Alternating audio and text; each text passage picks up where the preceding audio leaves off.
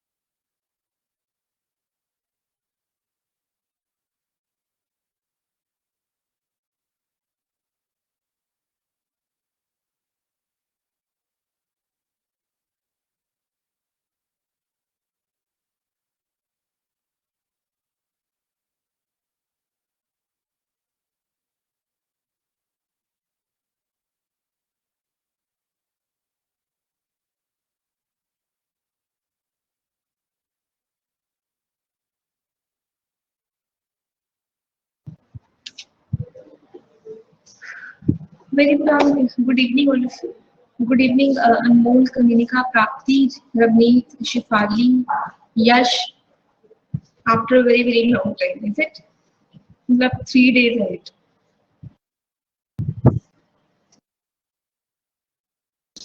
Tell me one thing कि आप लोगों के साथ ये पीपीटी शेयर हो गई है क्या आगे की? I just forgot कि मैंने पीपीटी शेयर करी है या नहीं. Please let me know कि आपको ये पीपीटी मिल गई है लास्ट की, आज और कल की. Am I audible? Kanika, Prapti, Prerna, am I audible?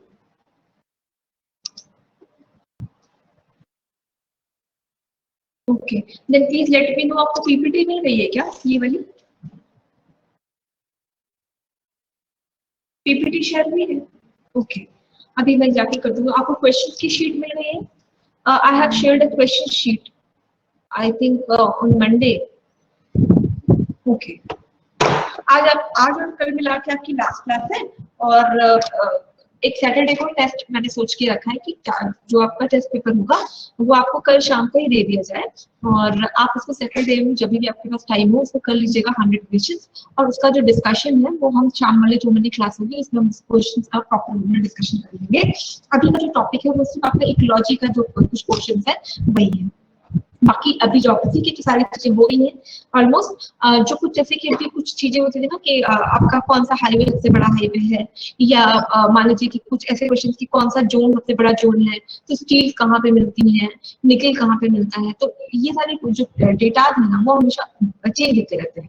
कभी कोई एरिया प्रोडक्शन, जैसे कि अगर मान लीजिए टी कल्टिवेशन की बात की जाए तो कभी चाइना नंबर 1 पे चला जाता है, कभी इंडोनेशिया नंबर 1 पे चला जाता है ना।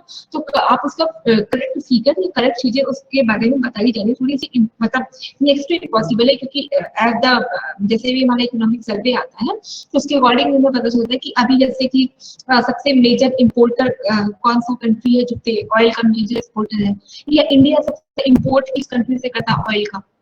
तो बेसिकली ये तो ऐसे क्वेश्चन है कि जिनका डेटा हमेशा बदलता रहता है, तो उसका एग्जैक्ट नहीं दिया जा सकता है, राइट। इसके लिए व्हाट आई हैव थॉट कि आपको एक शीट दी जाए, है ना।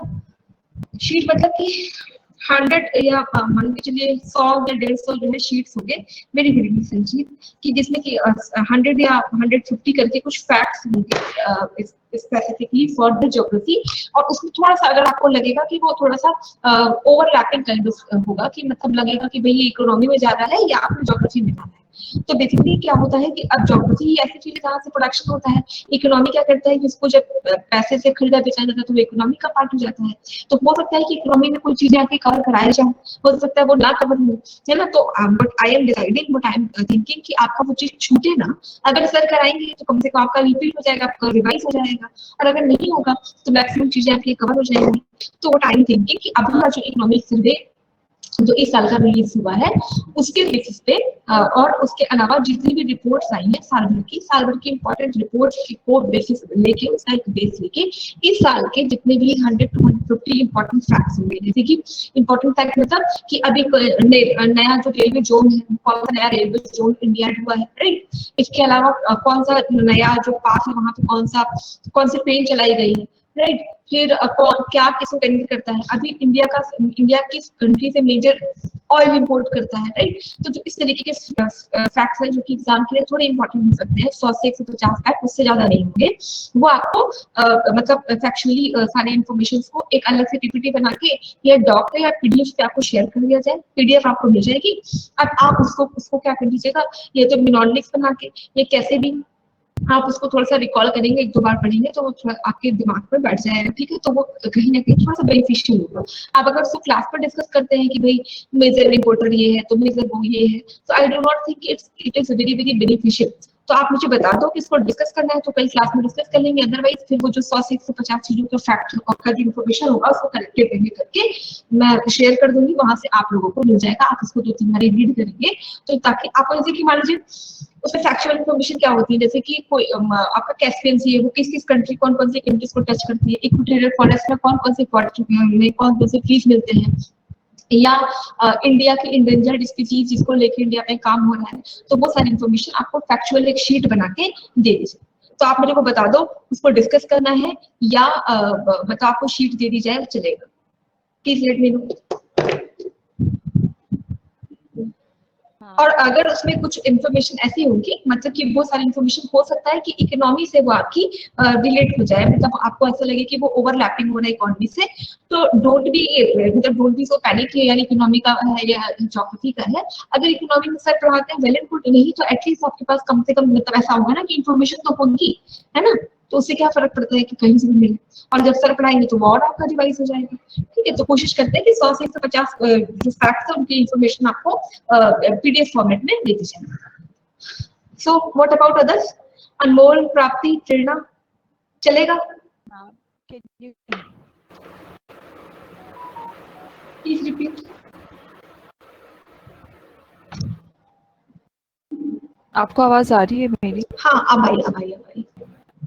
ओके, आई थिंक आप चाह रहे हैं कि पी दिया जाए, बट आई थिंक डिस्कस हो जाती है जब चीजें तो याद अच्छी रहती हैं रिलेटिवली। देखो मुझे लग रहा था कि वो उसमें कुछ ऐसा है नहीं कि मैं क्या डिस्कस, मतलब कि डिस्कशन जैसे कि India is majorly importing oil from gulf country में, कौन सी कंट्री, तो सऊदी अरेबिया से करती थी। और 2 दिन पहले क्या हुआ, हाँ आप जैसे फैक्ट्स जब बता रहे होते हैं तो आप उसके साथ छोटी छोटी स्टोरीज कि सऊदी अरेबिया से पहले हुए थे, अब शायद यूएस ने उनको ओवरटेक कर लिया है, राइट?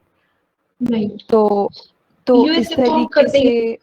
तो एक काम ये कर सकते हैं, एक काम ये मैं करती हूँ कि जो आपकी ये शीट है पीडीएफ वाली, इसको मैं कल आपको दे दूँ, ठीक है?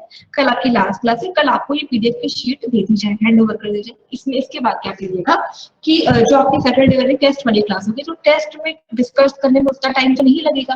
टेस्ट में हम क्वेश्चन का मतलब क्वेश्चन तो आप ऑलरेडी करके रखोगे, है ना? तो जो आपका जो फैक्चुअल इन्फॉर्मेशन है, तो एक होता है कि फटाफट से आपकी सारी इन्फॉर्मेशन से जो जो रिलेटेड मतलब है ना टिप्स, वो आपके साथ सैटरडे को डिस्कस कर लिया जाए। तो इज दैट ओके? मतलब कुछ कुछ जैसे कि लगता है कि हाँ इसके बारे में आपको बता देना चाहिए, या ये चीजें बताएंगे तो शायद आपको याद रहे, तो ये जो शीट है वो आपको कल मिल जाए, एक बार ये आप रीड कर लीजिएगा, और सैटरडे को जब आपका टेस्ट का डिस्कशन करेंगे उसके बाद इस शीट का भी डिस्कशन करेंगे। Now is it that okay?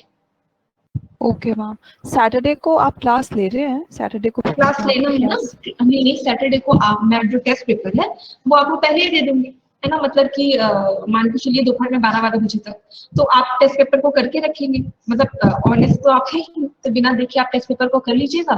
तो हम जो टेस्ट पेपर होगा उसका प्रॉपर डिस्कशन शाम की क्लास में कर लेंगे कि किसका क्या सही आंसर होना चाहिए।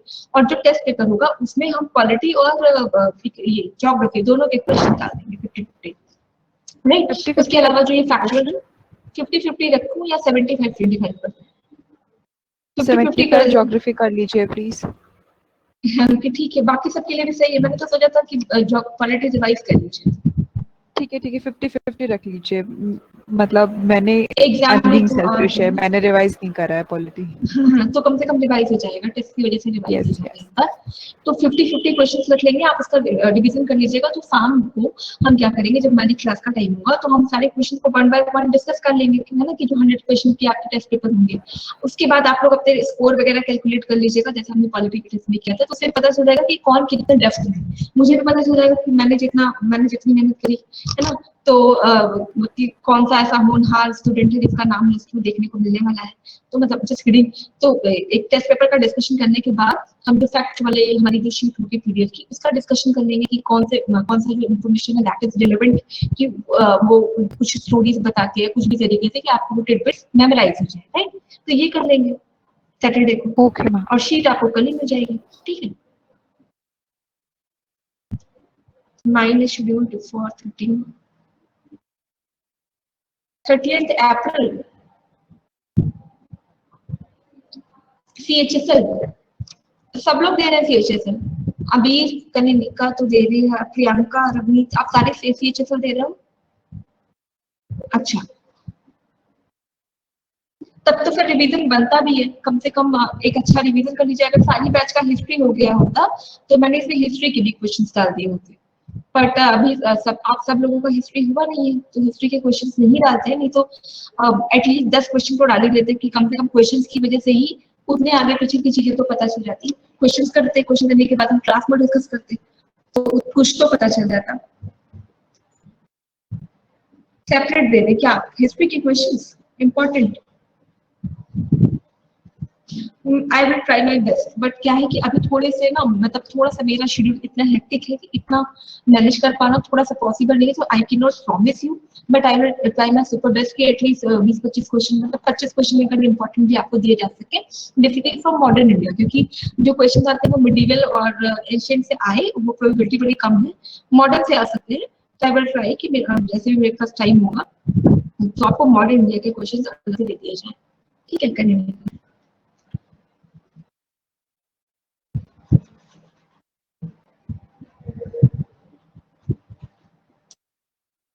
सबके हैं, आप सारे लोगों के वो है एग्जाम है। 30th अप्रैल तो मेरी क्लास भी नहीं रहेगी आप लोगों के साथ ना। मेरी क्लास कब है आपके साथ? I think 10th of April को। 10th ऑफ अप्रैल को मेरी लास्ट क्लास है आपके साथ। ज्योग्राफी की लास्ट क्लास 10th अप्रैल को है, तो पता भी नहीं चलेगा आप लोगों का एग्जाम कैसे कैसे होगा।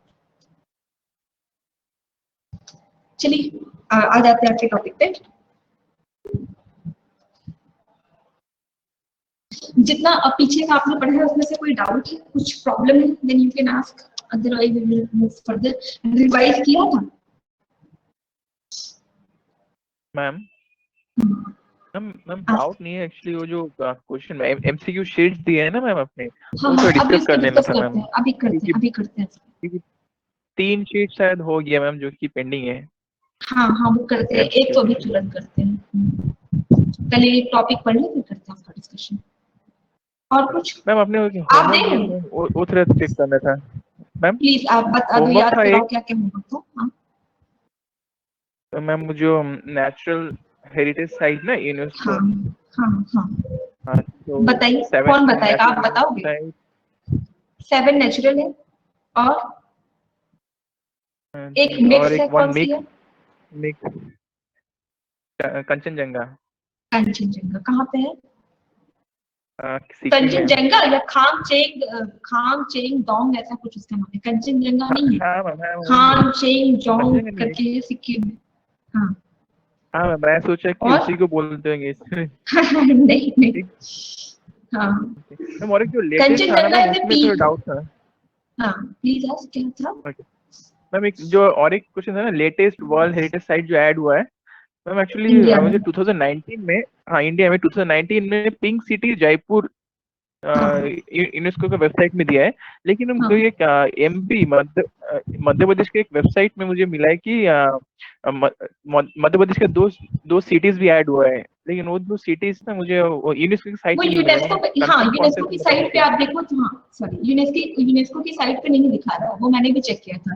तो जो यूनेस्को की साइट पे दिखा रहा है हमें वही लेके चल रहे हैं, है ना। अभी तो जो जिसको यूनेस्को ने ऑथराइज कर दिया, जो उनकी साइट पे ना वही सही, तो पिंक सिटी जयपुर को ही हम मानते हैं। अभी एमपी वाला तो दिखा भी नहीं रहा यूनेस्को की साइट पे। ठीक है, तो अभी आप उसी को लेके चलिएगा। और कुछ ओके। ट्रेवल नहीं है ना, नहीं, और एक मिक्स। आपको क्लैरिफाई करना था हाँ और कल्चर वाले कितने, टोटल मैम। कितने हैं? Culture total 38 all 38। टुगेदर। बाकी लोगों ने होमवर्क नहीं किया, आप लोगों ने याद भी नहीं कराया, रिया रवनीत। और एक और होमवर्क आपको दिया था कि कहाँ कहाँ से इक्वेटर पास होती है, कहाँ कहाँ से आपकी ट्रॉपिक ऑफ कैंसर पास होती है, ट्रॉपिक ऑफ कैप्रिकन कहाँ कहाँ से पास होती है, वो नेम नोट किए हैं? संजीत ये वाला होमवर्क किया है? जी मैम, ये तो बहुत पहले मैम, पहला क्लास में शायद दिए थे अपने मैम। दूसरा और एक होमवर्क था जो हाँ बाउंड्रीज टच होता है इंडिया में, हाँ हाँ इंटरनेशनल हाँ। बाउंड्रीज, वो थोड़ा एक बार देखना था मैम। बताइए एक एक करके। एक ma'am, recently Amoli was in news that is under heritage as it is. Biodiversity जैसी तो कोई हेरिटेज साइट होती ही नहीं है, एक होती है नेचुरल साइट, एक होती है mix site. Biodiversity heritage site क्या है?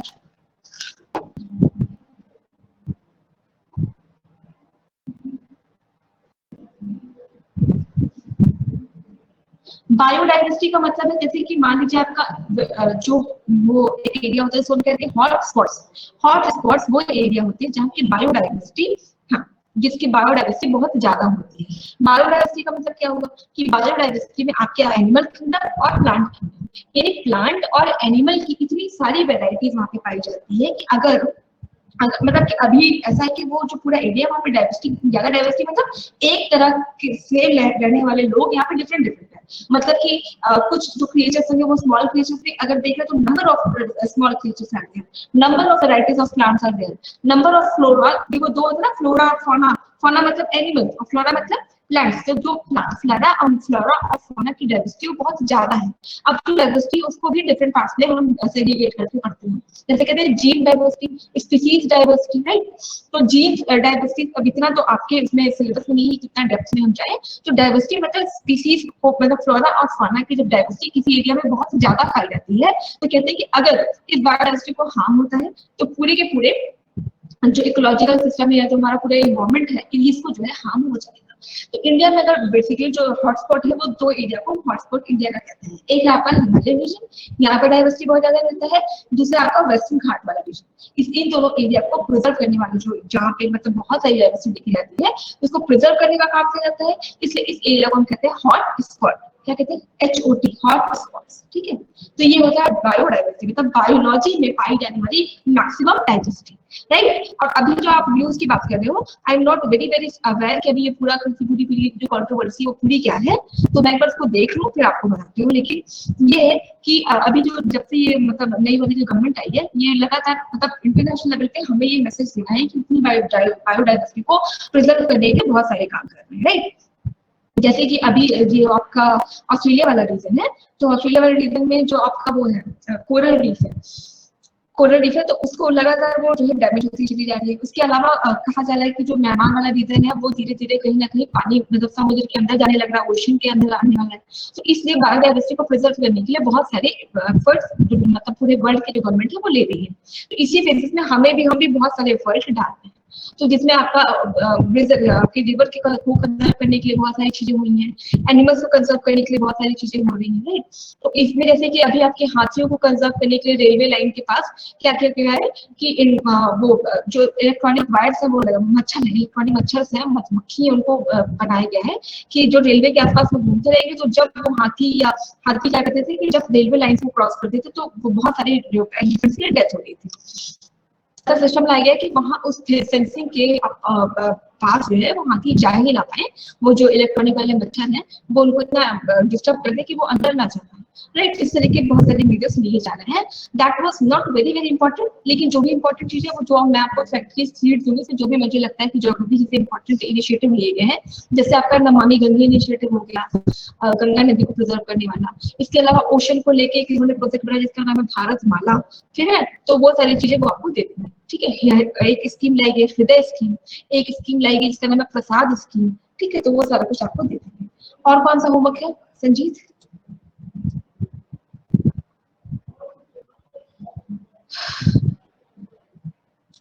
Sanjeet any more?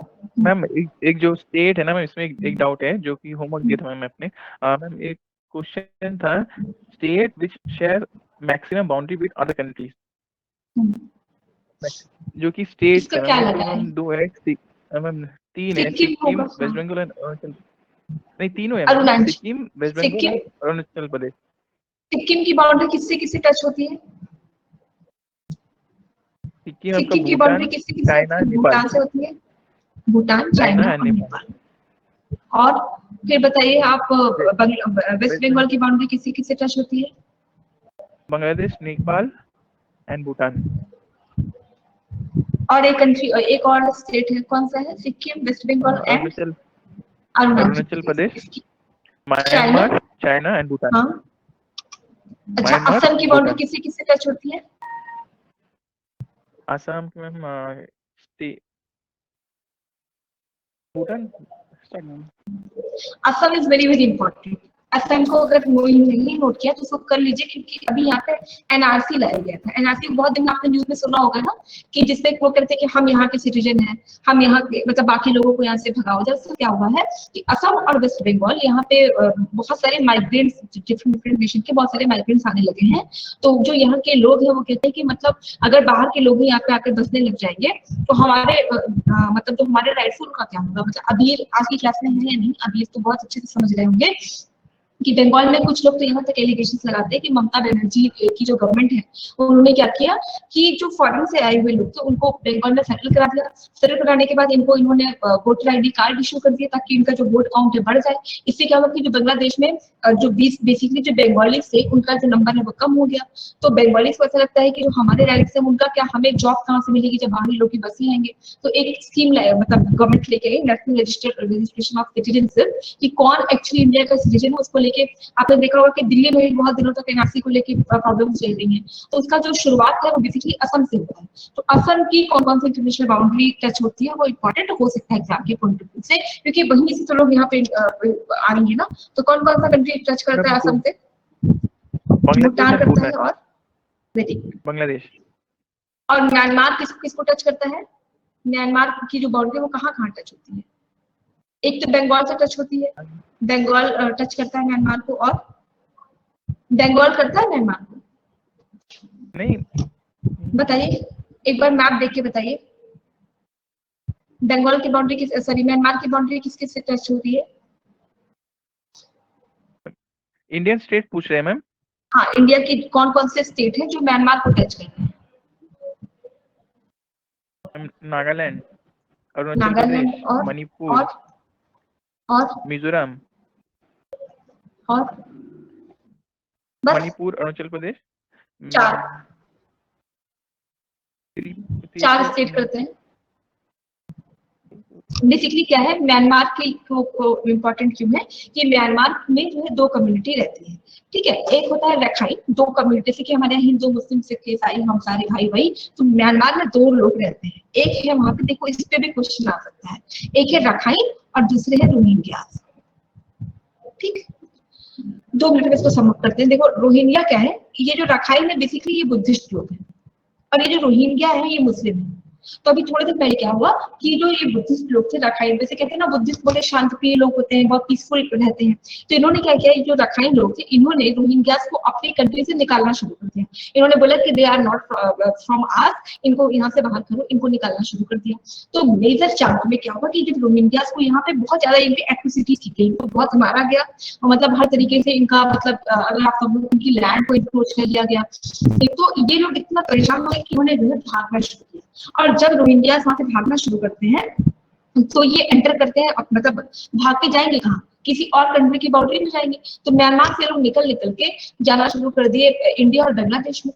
तो इंडिया ने बोला कि भाई हम इन लोगों को, एक होता है ना रिफ्यूजी, तो हम इनको शरण नहीं दे पाएंगे बिकॉज ऑफ सम रिसोर्स खर्च। तो इनको जो है बसाया गया जो बांग्लादेश है, वो धीरे धीरे इन्होंने बांग्लादेश में ये लोग घुसना शुरू कर दिए। कौन लोग, रोहिंग्या लोग। तो बांग्लादेश पे भी जब दबाव पड़ने लगा, मतलब बहुत प्रेशर पड़ने लगा कि इनको कहाँ बसाया जाए, तो अभी एक नया आइलैंड खोजा गया है, and just forgetting that name, कि वो एक नया आइलैंड है आपके इंडियन ओशन में, एक नया आइलैंड है, हाँ भासनचार। तो भासनचार जो जगह है वहीं पे इन लोगों को बसाने की बात की जा रही है, और ये बसा रहा है कौन, बांग्लादेश। हालांकि इंडिया है, इंडिया ने मॉनेटरी हेल्प की है, लेकिन उसने इंडिया ने अपनी बाउंड्री में घुसने से इनको मना कर दिया है। तो may be this question can be asked in the CHSL as well as in CGL कि रोहिंग्यास कौन है। तो Rohingyas are Muslim from Myanmar, और राखाइन कौन है, तो Rakhine are Buddhist from Myanmar. और वहां की आपसे जो है ना, क्या उनका नाम है, आंग सान सूची, उससे भी क्वेश्चन आ सकता है कि आंग सान सूची कहाँ की हेड है, तो वो आपकी म्यांमार की हेड है। और इससे भी क्वेश्चन आ सकता है, इतना होने के बावजूद जो आंग सान सूची है वो वहाँ की प्रेसिडेंट नहीं बन पाई है। उसके पीछे का भी रीजन ये है कि जो आंग सान सूची है, अगर उन्होंने मतलब अगर आप उनको देखें तो वो है तो म्यांमार की, लेकिन उनके पास जो सिटीजनशिप है, क्योंकि उनके जो पति है वो किसी और कंट्रीज में है, तो उनको जो वहाँ का म्यांमार का कॉन्स्टिट्यूशन वो अलाउ नहीं कर रहा था कि वो कर पाए। हाँ, तो अब तो वहाँ पे बहुत सारी मतलब बहुत प्रॉब्लम आने लगी है म्यांमार में, थोड़े मोड़े नहीं, बहुत सारी चीजें आई हैं, लेकिन हाँ ये जो बेसिकली चीजें हैं, जैसे कि आपका रखाइन हो गया, रोहिंग्या हो गया, ये सारी चीजें एग्जाम में पूछी जा सकती हैं। आप लोगों को जो करंट अफेयर्स मिलता है उसमें सारी चीजें मिली है, करंट अफेयर्स में आप लोगों ने सारी चीजें पढ़ी हैं। Okay, then good. मैम एक लास्ट में एक question is state shares longest boundary with other countries. सबसे ज्यादा बाउंड्री शेयर करते हैं मैम इन एरिया।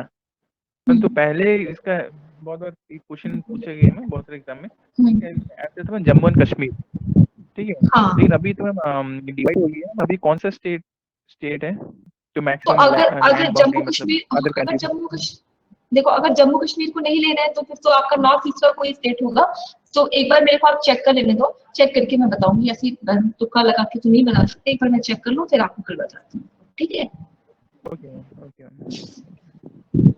अब आ जाए आपके टॉपिक पे, इसके बाद फिर क्वेश्चन का डिस्कशन कर लेंगे। देखिए जो पहला है ये है आपका इकोटोन। ये इकोटोन क्या होता है, जहाँ पे आपका वर्ड आएगा इकोटोन, इकोटोन का मतलब होता है जंक्शन। जंक्शन मतलब कि जहाँ पे 2 डिफरेंट बायोम मिलते हैं। अब ये बायोम क्या होता है, तो बायोम होता है डिफरेंट, मतलब एक पर्टिकुलर मतलब कैरेक्टरिस्टिक्स होल्ड करने वाला सिस्टम। एक पर्टिकुलर कैरेक्टरिस्टिक्स मतलब कि अगर वाटर की बात की जाए तो पूरी वाटर बॉडी एक कैरेक्टरिस्टिक्स हो गया, तो इसको कहते हैं वाटर बायोम, है ना। दूसरा क्या हो जाएगा कि अगर पूरा का पूरा, अगर हम मतलब अपने लैंड की बात करी जाए तो लैंड पे हर जगह का जो कैरेक्टरिस्टिक होगी बिल्कुल सेम होगी, तो ये हो जाएगा एक डिफरेंट बायोम, लैंड बायोम। तो जहाँ पे जंक्शन हो जाए 2 डिफरेंट बायोम्स का, उसको हम पर्टिकुलर एरिया को कहते हैं इकोटोन। अब ये जंक्शन कहाँ देखने को मिलता है कि मान लीजिए कोई ओशन बॉडी हो या कोई रिवर बॉडी है, रिवर बॉडी जहां पे आपके लैंड बाउंड्री से टच होती है, तो जो थोड़ा सा मडी सा एरिया होगा आपका कि that is not particularly land and that is not particularly water body, यहाँ पे दोनों के जो फंक्शन है वो देखने को मिल रहे हैं, उस एरिया को हम कहते हैं इकोटोन। अब ये जो इकोटोन है, ये इकोटोन क्या होता है कि जहाँ पे भी ये ट्रांजिशन वाला एरिया होता है, जहाँ पे लैंड और वाटर दोनों मिलते हैं, उसकी जो है प्रोडक्टिविटी बहुत ज्यादा होती है।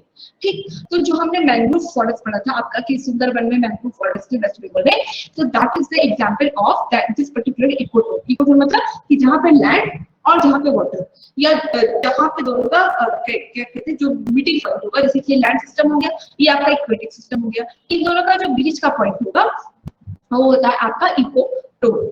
अब इसे क्वेश्चन पूछा जा सकता है, जैसे कि आपने 4 चीजें मैंने दे दी, 4 चीजें, जैसे कि एक दिया मैंग्रोव फॉरेस्ट, कोरल्स, इसके अलावा आपको दे दिया वेल सिस्टम या गैंगेटिक डॉल्फिन।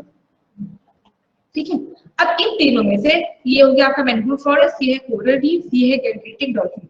इनमें से क्या इकोटोन में पाई जाएगी, जिसका क्या आंसर होगा? इसी तरीके से क्वेश्चन आपसे पूछे जाते हैं कि इकोटोन में इनमें से क्या होगा, गैंगेटिक डॉल्फिन होगी, कोरल रीफ होंगे या मैंग्रोव फॉरेस्ट।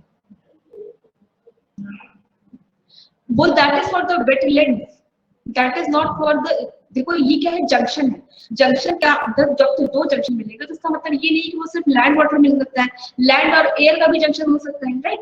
तो 2 डिफरेंट बायोम का जंक्शन ये है आपका इकोटोन। और जो वेटलैंड है, वेटलैंड क्या है, वेटलैंड जो है इकोटोन का मतलब अगर आप वो बनाओ, वो आपने पढ़ा है ना वेन डायग्राम, अगर वेन डायग्राम बनाए तो इकोटोन के अंदर आ जाएंगे आपके वेटलैंड्स। इकोटोन के अगर ऐसे बना देते हैं, मान लीजिए इकोटोन है बड़ा वाला, इकोटोन के अंदर आपके वेटलैंड्स भी आ जाएंगे, इकोटोन के अंदर आपके मैंग्रोव फॉरेस्ट भी आ जाएंगे, है ना। तो जहां जहां आपके जो जंक्शन है उसको हम कहते हैं, वो पर्टिकुलर एरिया को हम इकोटोन कहते हैं, पूरे बड़े को इकोटोन कहते हैं। इकोटोन में आपके मैंग्रोव्स भी आएंगे, आपके वेटलैंड्स भी आएंगे, है ना, ये सारे इसके अंदर आएंगे। और जो रामसर साइट्स है, रामसर साइट्स क्या है, इन वेटलैंड्स को प्रिजर्व करने के लिए किया हुआ एक समझौता है, एक अग्रीमेंट है, जो वेटलैंड्स को प्रिजर्व करने की बात करता है। आई बात समझ में लिया? हाँ, मतलब एक बड़ा सा बॉक्स वो पढ़ा है ना आपने, वेन डायग्राम बनाते हैं रीजनिंग में, तो वेन डायग्राम अगर बनाएंगे तो ecotone is a larger area जिसमें ये सारे पार्ट्स आ जाएंगे। ठीक, एक मैंने आपको नाम बताया था सुंदरबन, सुंदरबन डेल्टा कहाँ है, where is Sundarban, Sundarban delta कहाँ है? West Bengal. West Bengal, very good. अब अगला जो टर्म है वो है आपका यूट्रोफिकेशन।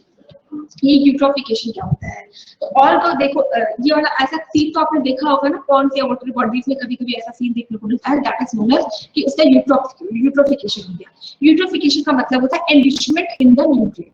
आप ऐसे समझिए कि मान लीजिए कि आप लोगों को मैं कुछ अच्छी सी खाने की चीज दूं, सपोज कि आपको चॉकलेट पसंद है और मैं चॉकलेट दूं, और अभी थोड़े समय के लिए हम मान लेते हैं कि चॉकलेट बहुत ज्यादा एक तरीके से फायदेमंद है के लिए, कि बहुत फायदा करती है, चॉकलेट खाएंगे तो बहुत हेल्दी रहती है।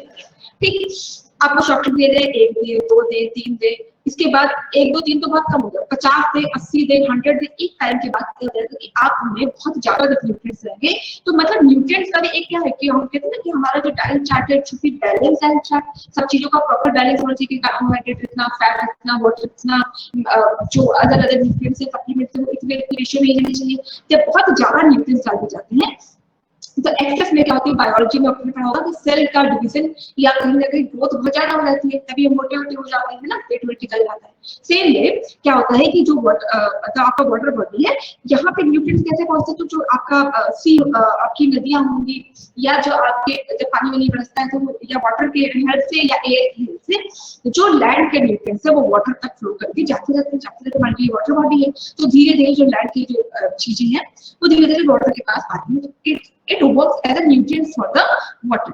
लेकिन अगर मान लीजिए कि ह्यूमन रीजन से, जैसे ह्यूमन रीजन में होता है कि क्या करें, हम बहुत सारी चीजों को ऐसे नदियों के आसपास फेंकना शुरू करते हैं, तो ये क्या करेंगे कि मैक्सिमम जो चंक में ये सारी चीजों को पहुंचाएंगे कहाँ पे, तालाबों में या वाटरी बॉडीज में, मैक्सिमम चंक जब इन सबको पहुंचने का, तो यानी कि न्यूट्रिएंट्स का एक्सेस हो गया, बहुत ज्यादा न्यूट्रिएंट्स हो गया। जब बहुत ज्यादा न्यूट्रिएंट्स हो जाएगा तो यानी कि अब बहुत सारा न्यूट्रिएंट्स जब वाटर पे पहुंचना है, तो इससे क्या होगा कि वहां पे देखो, अगर आपने देखा होगा तो जैसे मान लीजिए पॉन्ड है या कोई लेक है, तो उसके पास पास छोटे छोटे प्लांट्स देखने को मिलते हैं ना, मतलब छोटे छोटे किसी भी तरीके के प्लांट, इसके बारे में भी आर नॉट अवेयर कि बहुत सारे प्लांट जो बॉडी है उस वाटर में मिलती है। अब जब उनके पास इतना एक्सेस में न्यूट्रिएंट्स जाएगा तो ये जो प्लांट है वो बहुत ज्यादा डाइवर्सिफाई हो जाएंगे, मल्टीप्लाई होके बढ़ना शुरू कर देंगे। और जब ये पूरा प्लांट का जो मतलब जो बढ़ता है, जो सिंपल प्लांट लाइफ की, वो एक्सेस में पूरे के पूरे वाटर एरिया को कवर कर लेती है। इसको हम कहते हैं, मतलब ये जो पूरा मतलब ये जो पूरा प्रोसेस है, इस प्रोसेस को कहते हैं यूट्रोफिकेशन, और जो ये हुआ है ये इसको हम कहते हैं एल्गल ब्लूम। ठीक है, अब एल्गल ब्लूम क्या है कि मतलब जब ये चीजें वहां पे पहुंच गई तो एक टर्म है जिसको हम कहते हैं एल्गी। ये एल्गी क्या करते हैं, एल्गी मतलब algae is a living thing, living और नॉन लिविंग। तो एल्गी क्या है, लिविंग थिंग है। जब ये मल्टीप्लाई हो जाएगा, बहुत ज्यादा हो जाएगा, तो एल्गल ब्लूम हो जाएगा। एल्गल ब्लूम मतलब अभी बताते हैं आपको, मतलब कि ये पूरे के पूरे वाटर पे ये पूरा का पूरा मतलब इसने क्या किया, पूरे वाटर को कवर कर दिया। जब इसने पूरे वाटर को कवर कर दिया, अगर ये जो है मिनिमम अमाउंट में न्यूट्रिएंट जाते रहते हैं, दैट इट इज गुड। अगर मिनिमम अमाउंट में, यानी कि जितना आपको जरूरत थी, मैंने सिर्फ उतनी चॉकलेट आपको जरूरत थी, तो वो आपके लिए बेनिफिशियल थी। लेकिन जब in the process of eutrophication इसका रेशियो बहुत ज्यादा हो जाता है, किस पे, लैंड या वाटर बॉडीज पे बहुत ज्यादा रेशियो में जब ये पहुंच गए तो इनका मल्टीप्लिकेशन होती है, पूरे में सेल है। अब देखिए जब ये पूरे में सेल है, इससे क्या होगा कि जो सनलाइट है, सनलाइट जरूरी होती है ना सिर्फ ह्यूमन बींग्स के लिए, बल्कि जो वाटर में रहने वाले क्रिएचर्स है उनके लिए भी सनलाइट बहुत जरूरी है। तो जब ये पूरे एरिया पे फैल जाएंगे तो सनलाइट कभी भी पेनिट्रेट होकर अंदर जा ही नहीं पाएगी। तो जब सनलाइट अंदर नहीं जाएगी तो क्या होगा कि जो अंदर के सी मतलब वाटरी क्रिएचर्स होंगे, जैसे आपके फिश हो गए या और भी बहुत सारे क्रिएचर्स हैं जो पानी में ही रहते हैं, उन तक सनलाइट नहीं पहुंचेगी, है ना। जब उन तक सनलाइट नहीं पहुंचेगी तो धीरे धीरे उनकी डेथ होगी। जब डेथ होगी तो आप देखते हो कि बहुत सारे न्यूज आती है कि मछलियां, बहुत सारी मछलियां मर गई। तो जब ये सब क्या होता है, ये धीरे धीरे क्या कि जो आपका मतलब अपर सरफेस है वहां पे आ जाती है। तो यही जो प्रोसेस है वो यूट्रोफिकेशन, और जो इस प्रोसेस में इसका जो कॉन्सिक्वेंस है that is algal bloom. Clear हो गया? क्लियर और not? Tell me Prapti and Mole, is that clear? Riya, clear?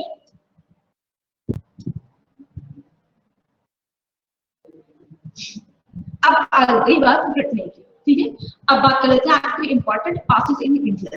जिसमें समझने वाली बात क्या है, इसमें समझना हमें ये है कि ये पासेस ही क्या होते हैं। तो जब भी मतलब कि आपके एंशिएंट इंडिया या मिडिवल इंडिया या मॉडर्न इंडिया में हमने क्या पढ़ा कि बहुत सारे इन्वेडर्स और बहुत सारे ट्रैवलर्स इंडिया में आते रहे हैं। तो इंडिया में जब ये लोग आते थे, जैसे कि मान लीजिए आपका इंडिया की बाउंड्री है, इंडिया की बाउंड्री आपके चाइना है ना, तो चाइना से बहुत सारे ट्रैवलर्स इंडिया आए, जिसमें कि आपने नाम सुना होगा हुएनसांग, फाहियान, ये लोग इंडिया में आते थे। अब ना तो सी रूट था, ना जो है आपके रोड बने थे, ना तो ये लोग हवाई जहाज से, एरोप्लेन से आया करते थे। तो आपसे कैसे थे? अब इनको आने के लिए हिमालय को क्रॉस करके आना पड़ता था। Himalaya act as a frontier between India, China और इंडिया एंड पाकिस्तान के। तो पाकिस्तान हमारे ही इंडिया सब कॉन्टिनेंट में ही पाकिस्तान, बांग्लादेश सब हमारे भी आते थे। तो ये लोग आते कहते थे। तो जहाँ पे माउंटेन में कुछ रीजन ऐसे हैं जो एक माउंटेन पीक से दूसरे माउंटेन पीक जाने के लिए रास्ता बना देते हैं, उस एरिया को हम कहते हैं पास। क्या कहते हैं? पास। मतलब इस एरिया से मान लीजिए कि कोई माउंटेन पीक है, अब इस माउंटेन पीक तक हमें जाना है, या तो हनुमान जी बन जाए, है ना, कि छलांग लगाए और सीधे यहाँ पे। तो यहाँ तो दो डिफरेंट काइंड के पासेस होते हैं। पासेस मतलब होता है इजी रूट, जो इजी रूट इस पास से उस पास तक जाने के लिए हमें इजीली एक्सेसिबल, नेविगेबल हो, मतलब कि इजीली एक्सेसिबल हो, उसको हम कहते हैं पास। अब कुछ इंपॉर्टेंट पासेस के बारे में जिनसे हमें क्वेश्चन आ सकते हैं, ये उनके नाम है। अब इसमें तो आपको रटना ही पड़ेगा। जैसे क्या है, पहला पास आता है जोजिला पास। अब इसमें देखिए क्वेश्चन क्या पूछे जा सकते हैं कि जोजिला पास, सबसे पहले ये पूछा जा सकता है कि ये किस स्टेट में है, तो ये जम्मू कश्मीर में है। दूसरा क्वेश्चन ये पूछा जा सकता है कि ये किस रेंज में है, तो हमने पढ़ा था आपका outer Himalaya, middle Himalaya, lesser Himalaya, Shivalik Himalaya. तो आपका पढ़ा था ना काराकोरम, लद्दाख, जास्कर, है ना, काराकोरम, लद्दाख, जास्कर, फिर पंजाब। इस तरीके से जो मतलब अगर सीक्वेंस पढ़िए तो काराकोरम, लद्दाख, फिर जास्कर पढ़ा था। आउटर हिमालय पढ़ रहे थे तो जास्कर रेंज में ये जो है पास मिलता है, और जास्कर रेंज किसका पार्ट है? आउटर हिमालय का पार्ट है। अब ये क्या है? पास है, तो इसका मतलब इजीली क्या था, यहाँ पे रोड बनाना इजी था, तो यहाँ पे बनाया गया है रोड। तो रोड रूट बनाया गवर्नमेंट ऑफ इंडिया ने। ये जो रोड रूट है किसको किसको जोड़ता है? तो ये श्रीनगर को जोड़ता है आपके लेह से। श्रीनगर को लेह से जोड़ने के लिए जोजिला पास पे रोड बनाया गया है। इसलिए क्वेश्चन क्या पूछा जा सकता है? पहला बात क्वेश्चन कि जोजिला किस रेंज में है, तो जेड से जोजिला, जेड से जास्कर। किस स्टेट में है? जम्मू कश्मीर में है। यहाँ पे बनाया क्या गया है? तो यहाँ पे बनाया गया है रोड रूट। रोड रूट यहाँ से कहाँ तक जोड़ने के लिए? श्रीनगर को लेह से जोड़ने के लिए। याद रहेगा? एक दो बार पढ़िएगा तो याद हो जाएगा। ऑल्दो इसमें मैंने सिर्फ इंपॉर्टेंट चीजों की लिस्ट बनाई है। अब अगर कोई आप टेक्स्ट बुक उठाएंगे तो आपको बहुत सारे पासेस मिलेंगे, लेकिन जिनसे क्वेश्चन आ सकता है वो यही पासेस है। घूम फिर के आपका जो जम्मू कश्मीर वाला है बेसिकली उन्हीं एरिया से ही क्वेश्चन घूम फिर के पूछे जाते हैं। ठीक, अगला जो है आपका बनिहाल दर्रा या बनिहाल पास। अब बनिहाल पास अगेन सेम थिंग कि कौन से रेंज में है, तो ये पीर पंजल रेंज में है। ठीक, पीर पंजल रेंज में है तो ये किस पार्ट में आएगा, कौन से स्टेट में आएगा, जम्मू कश्मीर में आएगा। और यहाँ पे जो बनाया गया है उसका नाम है, जो बनाया गया था उसका नाम था जवाहर टनल। जवाहर टनल बनाई गई थी। ठीक है, मतलब जहाँ से जो है आपका ट्रेन पास होता था, बनिहाल दर्रे से ट्रेन पास होती थी, इसका नाम है जवाहर टनल। ये भी पूछा जा सकता है बनिहाल जो बनिहाल पास है वो कौन से रेंज में, तो पीर पंजाल रेंज में बनाई गई। कौन से स्टेट में, तो जम्मू कश्मीर में। दूसरा थर्ड है आपका शिव किला पास। शिव किला पास वेरी वेरी इंपॉर्टेंट, क्योंकि इसका जो मैक्सिमम पार्ट है वो इंडिया चाइना बॉर्डर का, मतलब मैक्सिमम जो साइज है वो इंडिया चाइना बॉर्डर पे है, इसलिए जो शिव किला पास है वो इम्पोर्टेंट हो जाता है। और ये कौन से स्टेट में है, तो ये हिमाचल प्रदेश में। ठीक, तो शिव किला पास क्यों इंपॉर्टेंट है, क्योंकि ये इंडिया चाइना बॉर्डर को टच करता है, इसलिए शिव किला पास इंपॉर्टेंट है। और जो शिव किला पास से क्वेश्चन आया इसमें ये पूछा गया कि कौन से स्टेट में है। ठीक, अभी अगला है आपका जोजिला। क्या जोजिला, अगर स्टेट की बात करें तो ये जम्मू कश्मीर में है।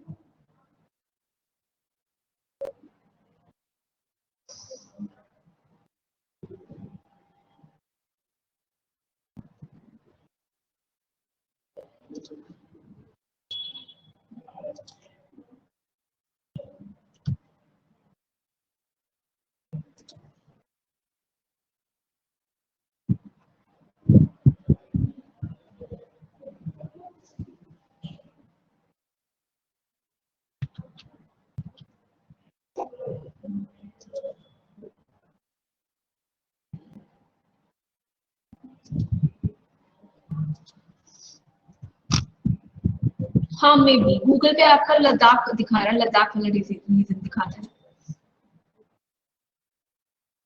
May be after division. लेकिन अगर यूपीएससी बोर्ड एसएससी ने अगर अपने पुराने पेपर से उठा के क्वेश्चन बनाया तो वो गूगल कुछ भी दिखाए एसएससी वही मानेगा जो उसने पहले अपना आंसर कर दिया था। तो आप एक काम करिएगा, आप अपने बाई ऑप्शन जाइएगा। अगर बाई ऑप्शन जाने पे आपका जम्मू कश्मीर देता है, लद्दाख नहीं देता है, तो आप जम्मू कश्मीर मार्क कर लीजिएगा। अगर लद्दाख देगा ऑप्शन में तो आप लद्दाख मार्क करिएगा, नहीं तो कहीं ये फ्लो में बताया जाएगा कि इसका आंसर तो लद्दाख है, लद्दाख इसमें नहीं दिया तो वी विल नॉट मार्क। तो अगर आपने ऑप्शन में जम्मू कश्मीर रहेगा और लद्दाख दोनों रहेगा तो लद्दाख मार्क कर लीजिएगा। अगर ऑप्शन में जम्मू कश्मीर रहेगा तो जम्मू कश्मीर कर लीजिएगा। अगला है आपका बारालाचाला। बारालाचाला कहाँ है, तो ये है आपका हिमाचल प्रदेश में। नन ऑफ दीज हो तो फिर, नन ऑफ दीज हो तो फिर मतलब कि लद्दाख भी हो और जम्मू कश्मीर भी हो तो आप जम्मू कश्मीर ही मार्क करिएगा। नन ऑफ द अबव तो 11% चांसेस रहते हैं कि नन ऑफ द अबव वाला जो ऑप्शन है वो सही है, तो 11% ही चांस रहते हैं कि नन ऑफ द अबव वाला सही। क्योंकि क्या होता है जब क्वेश्चन बनाते हैं हम लोग, मतलब किसी भी आप टीचर की मेंटेलिटी तो कुछ भी लिविंग सर्व तो नीचे डाल देते हैं नन ऑफ द अबव। ठीक है, तो नन ऑफ द अबव कम, मतलब अगर आप very very if you are very very sure कि none of the above is the answer तभी जाना चाहिए, लेकिन 11% चांस रहता है कि नन ऑफ द अबव वाला सही आंसर नहीं होता है। तो लद्दाख कर लीजिएगा, लद्दाख मार्क कर लीजिएगा। एक्चुअली चक्कर क्या होता है कि जब कोई क्वेश्चन एसएससी या कोई भी कमीशन आप देखोगे एग्जाम में अगर क्वेश्चन गलत आया तो पहले तो वो लोग कहते हैं कि आप आके शिकायत करो, फिर पहले तो शिकायत करो कि भाई आपने ये आंसर दिया, इसका ये सही आंसर नहीं, ये सही आंसर है। फिर वो सही करेंगे या तो सबको इक्वल मार्क देंगे या क्वेश्चन डिलीट करेंगे। फिर उसके बाद जो आपका भी नॉर्मलाइजेशन वाला सिस्टम है वो अलग से। ठीक है, आ जाता है कि बारालाचाला पे, तो बारालाचाला कहाँ है, वो है आपका हिमाचल प्रदेश में।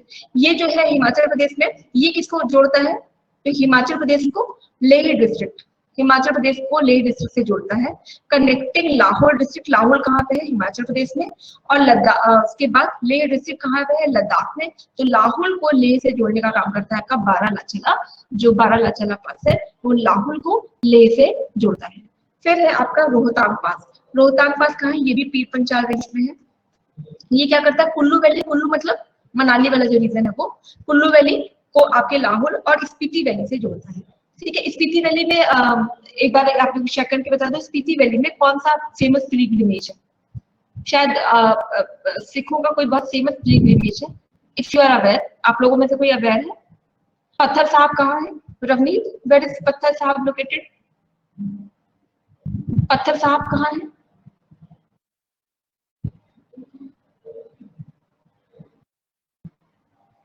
नहीं पता। ये जो इन सब के पीछे लैब का इस्तेमाल है, इसका मतलब पास है क्या? बेटा प्लीज रिपीट कीजिए एक बार।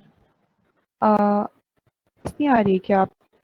नहीं, बहुत बहुत ज्यादा आपकी आवाज फंसती है, एक बार रिपीट करिए। Okay, I'll type. ओके, पत्थर साहब के बारे में कौन बताएगा? एनीवन?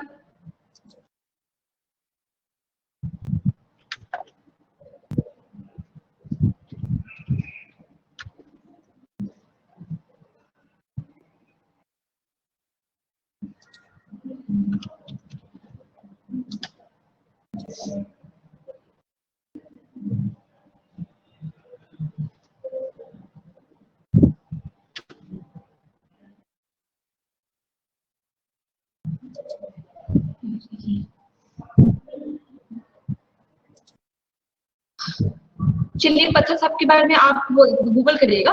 हालांकि जो पत्थर साहब है वो इतनी ऊंचाई पे, जो सिखों का एक बहुत ही फेमस ये पिलग्रिमेज है, बहुत ऊंचाई पे है। इसके अलावा बहुत सारे जो सिख लोग हैं वो वहाँ पे जाया करते हैं पत्थर साहब। और अगर आप उसको देखो तो उसका नाम पत्थर साहब क्यों है? क्योंकि ऐसा कहा जाता है कि किसी एक डेमन काइंड ऑफ पर्सन था, तो जो आपके गुरु नानक देव थे वो वहाँ पे तपस्या कर रहे थे। तो जब डेमन उन पे अटैक करता है तो जो पत्थर साहब है, मतलब एक पत्थर के पास बैठे थे गुरु नानक देव, वहाँ पे वो अपना पूजा वूजा जो करते ना, आप लोगों में से आई एम नॉट श्योर कि इसका क्या कहते हैं वर्ड। तो जब वो फेंकता है पत्थर पे कुछ फेंकता है तो जो गुरु नानक है वहां से हट जाते हैं, और जो एक्चुअली जो पत्थर है उस पे जो बाबा है गुरु नानक देव उनकी पूरी इमेज बन गई है। मतलब पूरी ऐसा लगता है कि वो गुरु नानक देव जैसा ही इमेज बना हुआ है। उसी को देखने के लिए जो सिख लोग हैं वहां पे जाया करते हैं, के पत्थर साहब। और अगर आप राज्यसभा चैनल देखते हो तो राज्यसभा चैनल में एक क्लिपिंग आती है जिसको कहते हैं इनक्रेडिबल इंडिया। इनक्रेडिबल इंडिया में क्या है कि थोड़े थोड़े टाइम पे जो इंडिया की कुछ ऐसी चीजें हैं जिसके बारे में जो इंडियंस है वो अवेयर नहीं है, तो कुछ छोटी छोटी क्लिपिंग है वो करीब 10 या 20 सेकंड की होती है।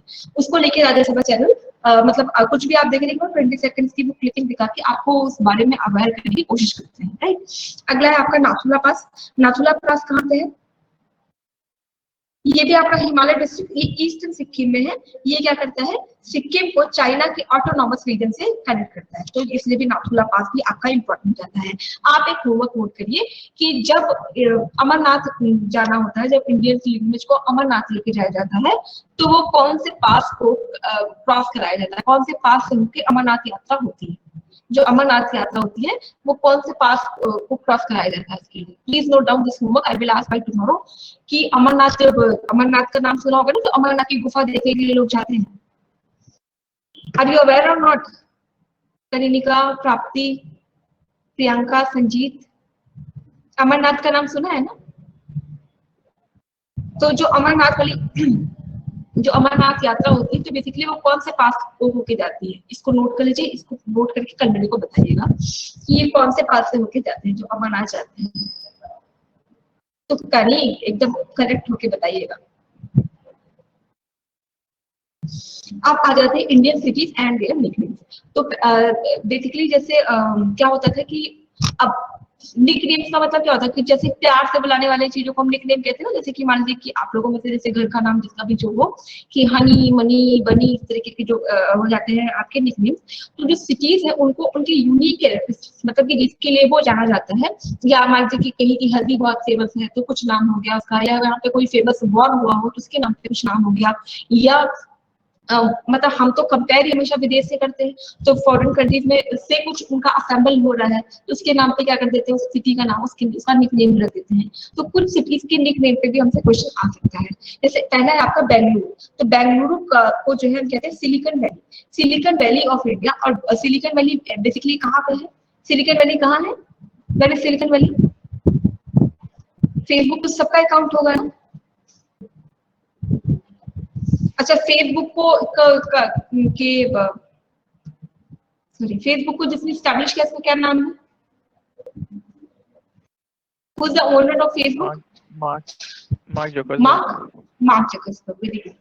तो ये सारे लोग वहां, और कहते हैं जो इंडिया का सबसे ज्यादा ब्रेन ड्रेन है, ब्रेन ड्रेन होके कहाँ जा रहा है, maximum brain drain of India कहाँ है, इसी सिलिकॉन वैली में। जितने IITians हैं हमारे कंट्री के, तो जो अभी आप पहले शायद 2 या 3 साल पहले जो हमारे प्राइम मिनिस्टर ऑफ इंडिया है वो गए थे सिलिकॉन वैली, जहाँ पे उन्होंने बोला कि कितने सारे इंडियंस, और ये कितनी बड़ी एक दुर्भाग्य की बात है कि हमारे इंडिया का इतना ब्रेन, जो कि इंडिया में रहता तो कुछ कमाल था, वो लोग आगे बढ़ा रहे हैं किसको, यूएस को। तो यूएस में यहाँ की सिलिकॉन वैली, इस पे science city of India, science city basically कहाँ है, मेरे साइंस सिटी किसको कहते हैं, साइंस सिटी, और स्पेस सिटी किसको कहते हैं,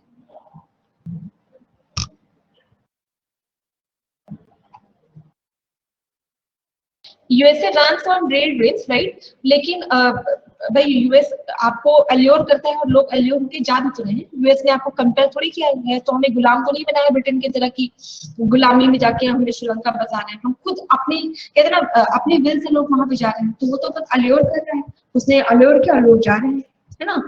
तो ऑब्वियसली बात है लोग जाएंगे भी, क्योंकि हमारे यहाँ प्रॉब्लम क्या है कि हम अपने लोगों को इतनी, अपने बच्चों को इतनी फैसिलिटी ही नहीं दे पाते जितना यूएस उनको दे रहा है। फिर आपका भागलपुर, बिहार को सिल्क सिटी कहते हैं। चेन्नई के बारे में Detroit of Asia, automobile capital, gateway of south India, और इंडिया हेल्थ कैपिटल, क्योंकि सबसे सस्ता जो इलाज है वो चेन्नई में होता है। बेसिकली क्या है कि मतलब जो विदेश के भी लोग हैं, अगर आप वही इलाज यूएस वगैरह में कराएंगे तो बहुत महंगा है। तो इंडिया में जो हमारा जो ट्रेवलिंग है वो इस वजह से भी है कि हमारे यहाँ घूमने की बड़ी मंदिर से बहुत ज्यादा है, जिससे जो है अभी बुद्धा सर्किट बनाया जाता है। इसके अलावा जो मैक्सिमम टूरिस्ट इंडिया में आते हैं, और because of this health facility इतनी चीप रेट में मिल जाती है, इस वजह से भी मैक्सिमम जो ट्रेवलर्स है वो इंडिया आते हैं। तो अगर क्वेश्चन आता है कि what is the health capital, तो दिल्ली नहीं, चेन्नई है। डिब्रूगढ़ तो पता ही होगा, टी सिटी, दार्जिलिंग की वजह से। जयपुर का पता ही है आपको, pink city. Kolkata, city of joy. Amar Sonar Bangla किसने लिखा था, हिस्ट्री वालों, अमार सुनार बांग्ला किसने लिखा था, कब लिखा था, याद है आपको?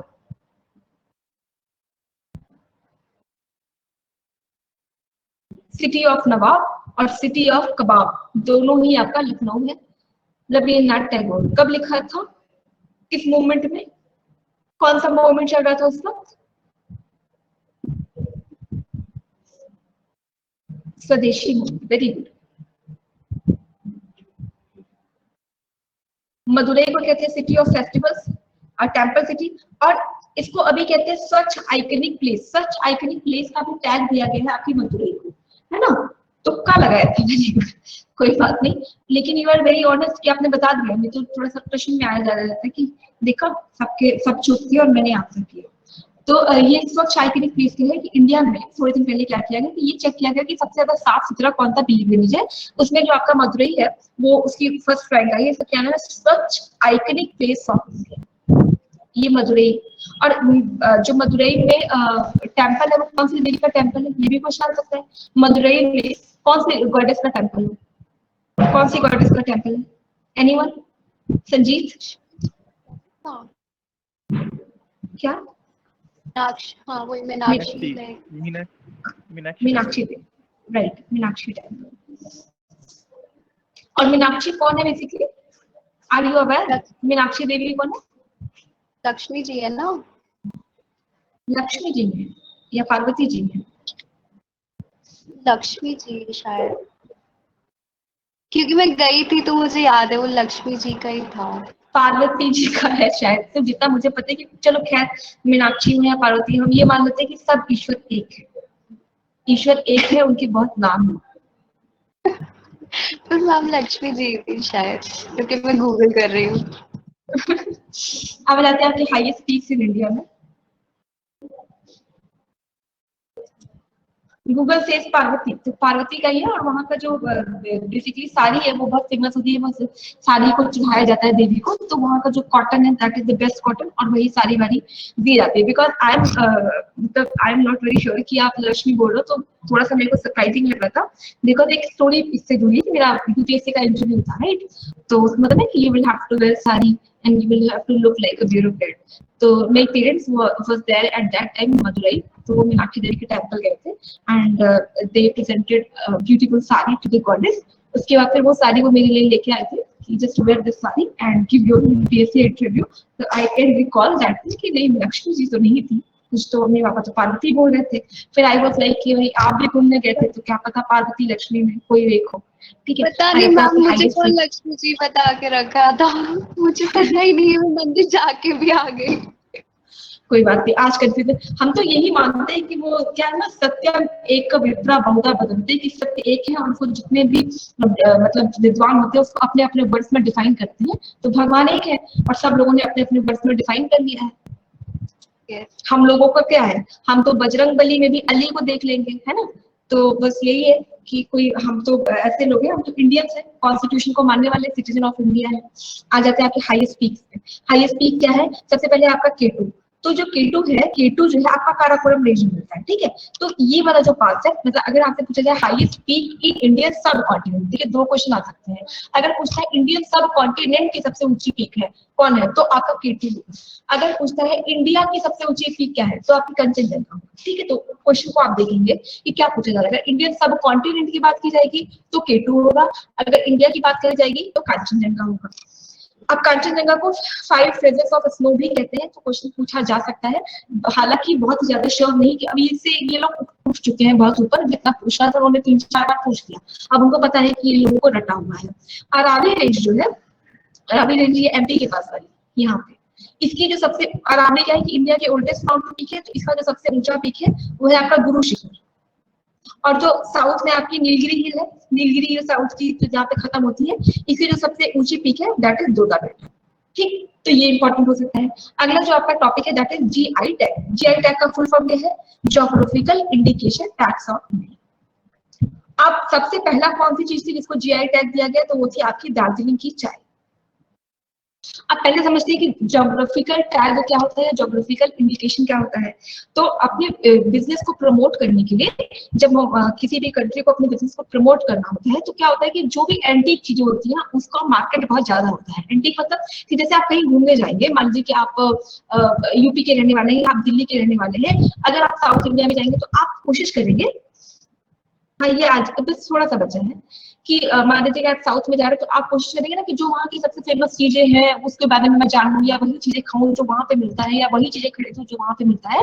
तो जब ये ज्योग्राफिकल इंडिकेशन उस चीज को उसे ऐड कर देते हैं कि ये यहाँ की ज्योग्राफिकल इंडिकेशन है, तो मतलब वो पर्टिकुलर प्लेस उसी के नाम से जाना जाता है, तो उससे क्या होता है उसका मार्केट बहुत ज्यादा बढ़ जाता है। और वो मार्केट बढ़ने से ना केवल कि जो वहां से बाहर के लोग आएंगे वो उसकी डिमांड करेंगे, बल्कि जो पर्टिकुलर थिंग है उसका एक्सपोर्ट और इम्पोर्ट दोनों बढ़ जाता है। तो उसके लिए अब WTO क्या है कि वर्ल्ड ट्रेड ऑर्गेनाइजेशन जो है, वर्ल्ड ट्रेड ऑर्गेनाइजेशन का काम क्या है कि ट्रेड को रेगुलेट करना, ये करता है आपका WTO। देखो 3 इंस्टीट्यूशन है जिसको हम कहते हैं Brayton would institution.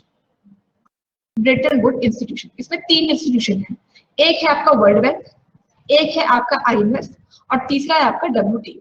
World bank क्या करता है, लोन देता है किसके लिए, डेवलपमेंट के लिए। अगर किसी कंट्री को कोई इंफ्रास्ट्रक्चर लेवल पे डेवलपमेंट करनी है तो वर्ल्ड बैंक लोन देता है। IMF क्या होता है कि जब किसी कंट्री में पैसे नहीं बचते अपने मतलब काम को चलाने के लिए, तब IMF आता है, ठीक है। दूसरा थर्ड है आपका WTO। WTO क्या है कि ट्रेड को रेगुलेट करने वाली बॉडी है।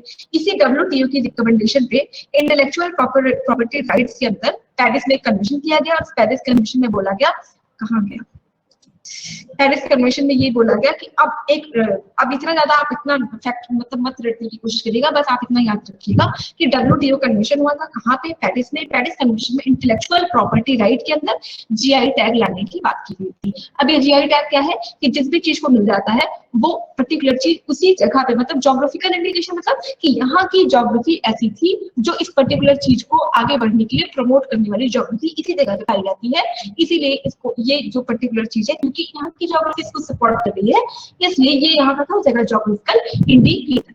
अब इससे बहुत सारी चीजें जैसे कि कंदमाल, हल्दी, तो अभी उड़ीसा को मिला, फिर रसगुल्ला, अभी बीच में जो फाइट हुई थी, अभी भी कहते हैं उड़ीसा और बंगाल अभी भी आपस में लड़ना है कि रसगुल्ला किसका है, ठीक है। अब ये जो है इसकी प्रॉब्लम क्या होती है कि कभी कभी क्या होता है कि किसको ज्योग्राफिकल इंडिकेटर मिल गया है, किसको अभी नहीं मिला, बहुत सारे लोग चीजों को मिली है, उसको लेके लिस्ट में आती रहती है। आपका काम क्या होगा, आप विकिपीडिया पे जाएंगे, विकिपीडिया पे जितनी चीजों को GI टैग मिला है एक बार आप उसको गो थ्रू कर लीजिएगा। गो थ्रू करने के बाद कोशिश करिएगा कि अभी तो ये वाला तो मैंने आपको बता दिया कि गुशी मशरूम को अभी इस बार का जो GI टैग है, मतलब ये भी बात की जा रही है कश्मीर का जो गुशी मशरूम है उसके लिए GI टैग लेने की बात करी जा रही है। आप इस जीआई टैग वाली लिस्ट में से क्या करेंगे कि जो भी चीजें खाने वाली चीजें एडिबल थिंग्स है, एडिबल थिंग्स का एक बार आप सरसरी निगाह से एडिबल थिंग्स को देख लीजिएगा कि कौन कौन सी चीजें जो एडिबल है और जिनको जीआई टैग मिला हुआ है। तो विकिपीडिया पे खोलेंगे, जीआई टैग में जो एडिबल थिंग्स है वो आपको एक बार या तो आप उसको नोट डाउन कर लीजिएगा, अगर बहुत ज्यादा होगा तो नोट मत करिएगा, कम से कम एडिबल थिंग्स को सेग्रीगेट करके पढ़ लीजिएगा, क्वेश्चन आने की प्रोबेबिलिटी वही थोड़ी सी जाती है। अब आपका बचा पोर्शन क्या है, अब आपका बच्चा है वो है protocols, protocols, agreements, MOU. MOU क्या होता है, मेमोरेंडम ऑफ अंडरस्टैंडिंग, जब दो पर्टिकुलर लोग, दो पर्टिकुलर कंट्री, एडिबल से क्वेश्चन आने की प्रोबेबिलिटी थोड़ी ज्यादा होती है ना, तो इसलिए जैसे कि एडिबल में जैसे कि मान लीजिए हल्दी हो गई या रसगुल्ला हो गया, हमेशा से एडिबल थिंग्स को लेकर ही फाइटिंग थोड़ी सी ज्यादा होती है। इंडिया में जो भी एडिबल थिंग्स है उनकी लिस्ट पेपर आप देख लेंगे, तो एक तो उससे आसान क्या होता है कि जो बच्चा मतलब एडिबल थिंग्स आपने पढ़ी हुई है, तो जो बच्चा वो रेस्ट में चला जाएगा, तो फिर आपको क्वेश्चन करना भी आसान हो जाएगा, राइट। और हमेशा जो लेटेस्ट होता है, जैसे कि अभी इस साल किसको मिला, तो लेटेस्ट के 5 सालों को देखना चाहिए। अगर आपका पेपर है, आपका 2021 में पेपर बना है, तो आप 2015 से देख लीजिए, 2015 से लेकर 2021 में किस किस चीजों को जीआई टैग मिला है, क्या बताते हैं। हाँ, अभी आपका बचा क्या क्या है, प्रोटोकॉल बचे हैं, एमओयूज बचे हैं, एग्रीमेंट्स बचे हैं, कौन से, जितने भी इन्वायरमेंटल समझौते हैं।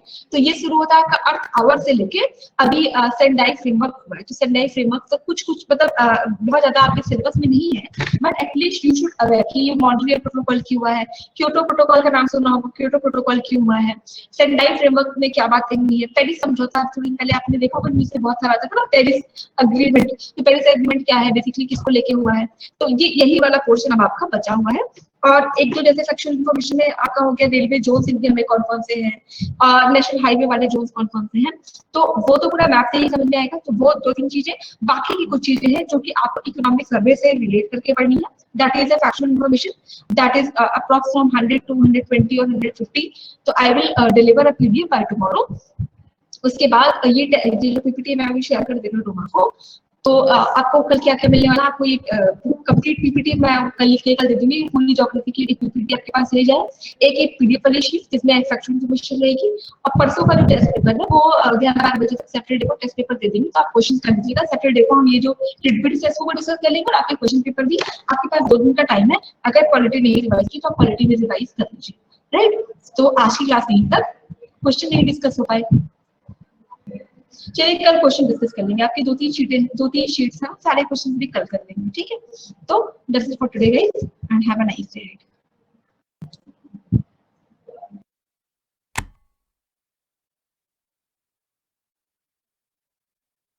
You are currently the only person in this conference.